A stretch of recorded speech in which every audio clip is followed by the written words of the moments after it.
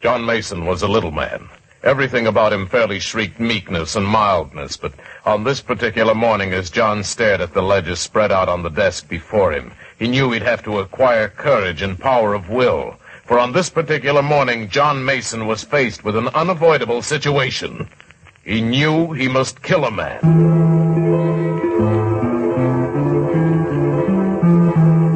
And that's the dramatic opening to another story from Studio X, starring America's most versatile actor, Mr. Paul Frees, who will return after a few profitable moments with your announcer.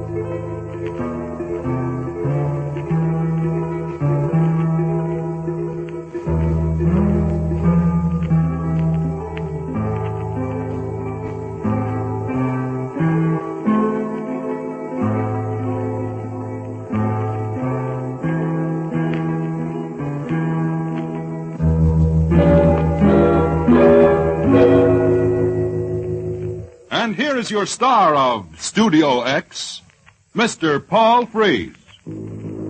How do you do, ladies and gentlemen? Welcome to Studio X and our presentation of Frozen Justice.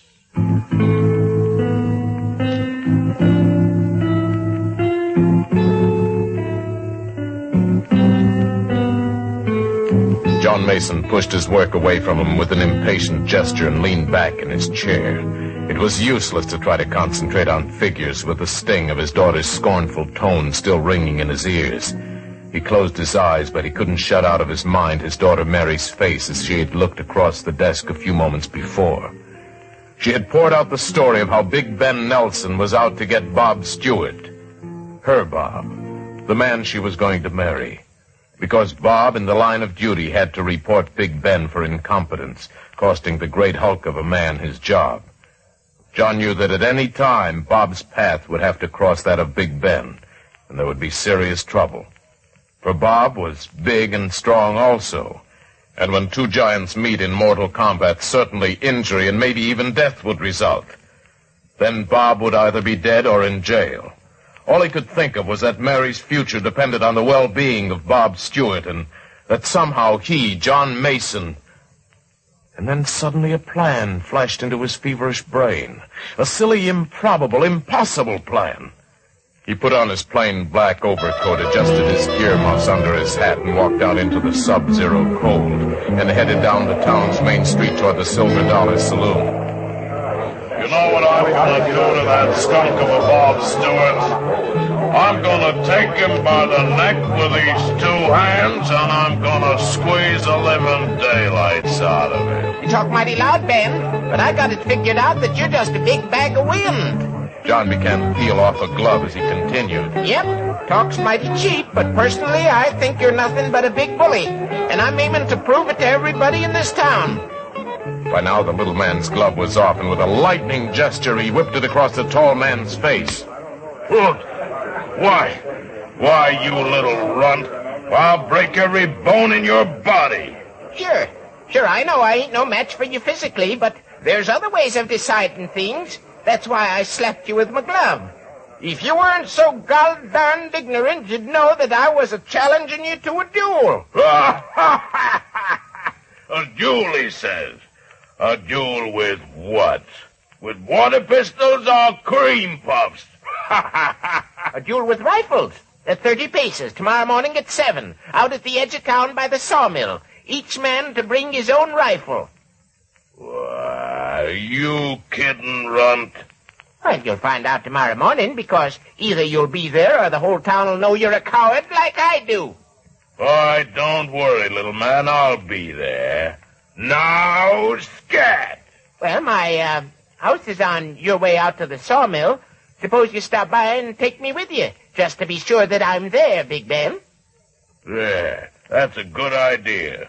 I'll be by at 6:30, just to be sure that you're there.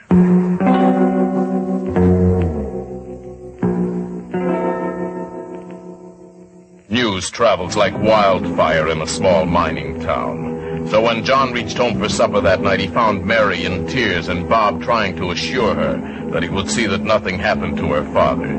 They stormed at little John for getting himself into such a dire predicament. But to all their protestations, John kept repeating over and over, I've got a plan, I tell you. I've got a plan. He wouldn't divulge that plan, however, not even when Bob reminded him. Look, Mr. Mason, everybody knows that Big Ben is a crack shot, especially with a rifle.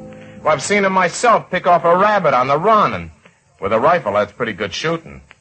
Look, why don't you let me go down and meet Ben now?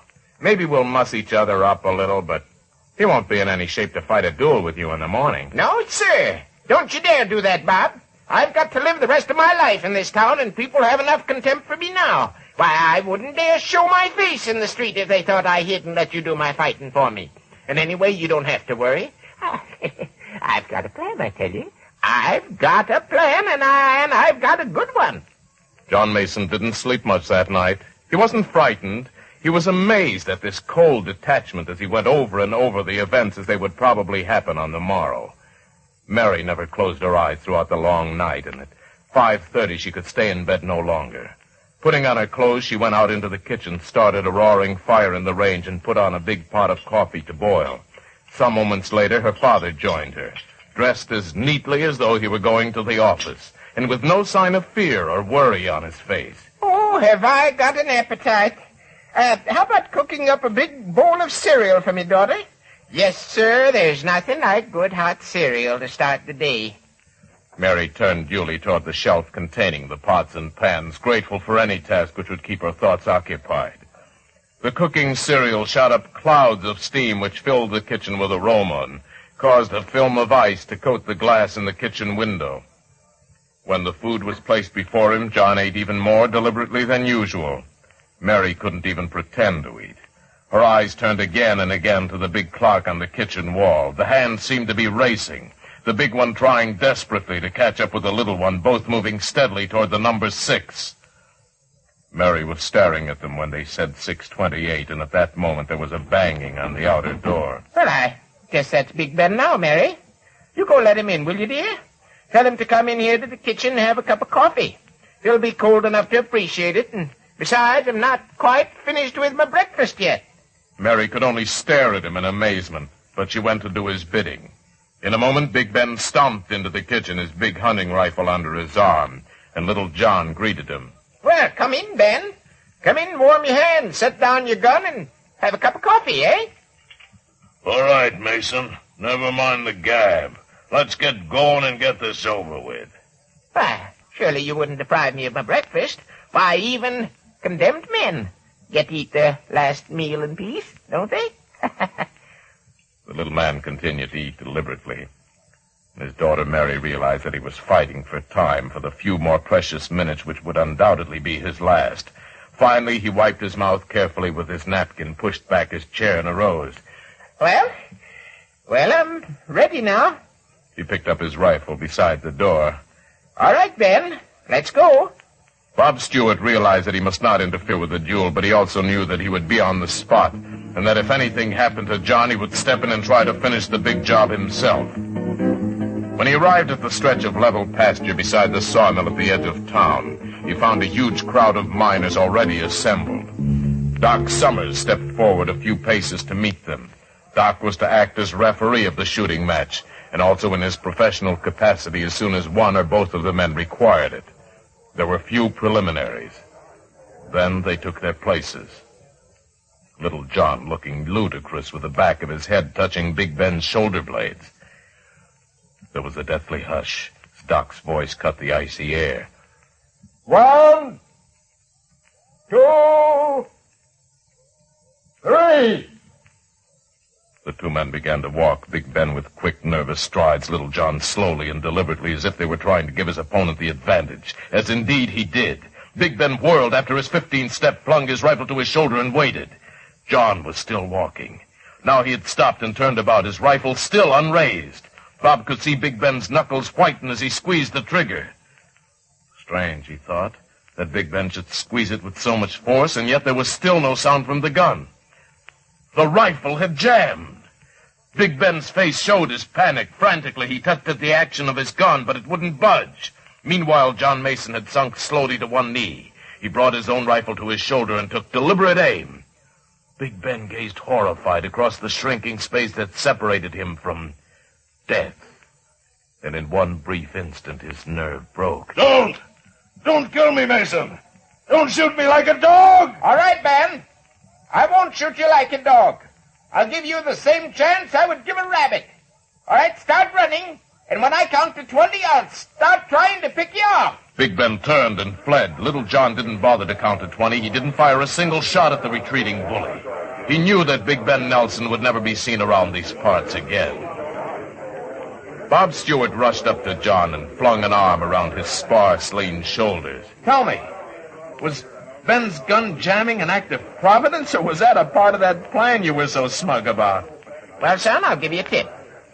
You know, when you bring a cold rifle into a warm room in which there's plenty of steam, a lot of moisture forms on the steel, especially around all the little parts of the firing mechanism.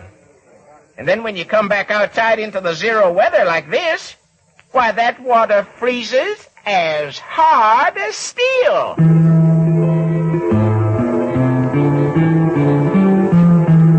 And so ends another story from Studio X, starring your one-man theater, Paul Frees, who portrays all of the parts.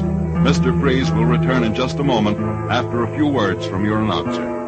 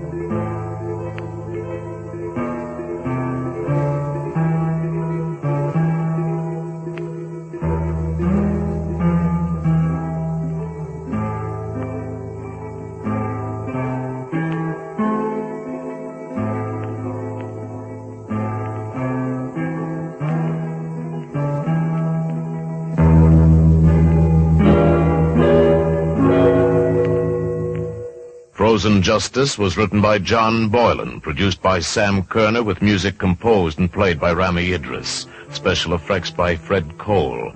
Your announcer was Shepard Menken. Won't you join us again at Studio X when we present another thrilling story for your entertainment? This is Paul Frees saying goodbye. Until next we meet.